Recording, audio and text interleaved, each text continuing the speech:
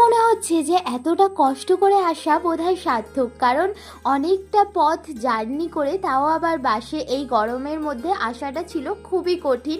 আর প্রচণ্ড গরম, তার উপর মাথার যন্ত্রণা, অনেক কিছু হয়েছে এতদিন। দার্জিলিংয়ে ঢোকার পর থেকে আমার মনটাও খুব ভালো হয়ে গিয়েছিল, আর অনেক ভালো ভালো ঘটনা আমাদের সাথে ঘটেছিল।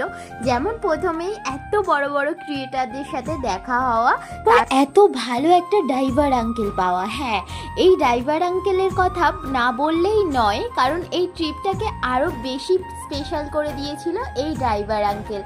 আর আমাদের সাথে এরকমভাবে কথা বলছিল, উনি এত গল্প করছিল, মনেই হচ্ছিল না যে উনি আমাদেরকে চেনেন না, বা এর আগে আমাদের কোনোদিন দেখাই হয়নি।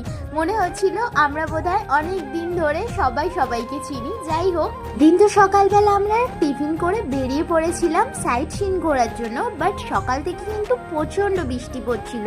প্রথমে তো ভেবেছিলাম আমরা বোধহয় ঘুরতেই পারবো না, বাট সারা দিনটা ভালোভাবেই ঘুরেছিলাম। এসেছিল দু একবার বৃষ্টি, বাট আমরা ঘুরে নিয়েছি ভালোভাবেই।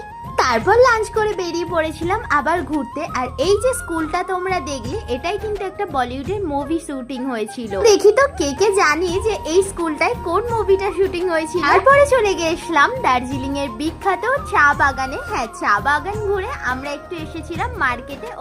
তারপর ঘুরে শপিং করে চলে গিয়েছিলাম রুমে গিয়ে ডিনার করে নিলাম। আজকের মতো টাটা।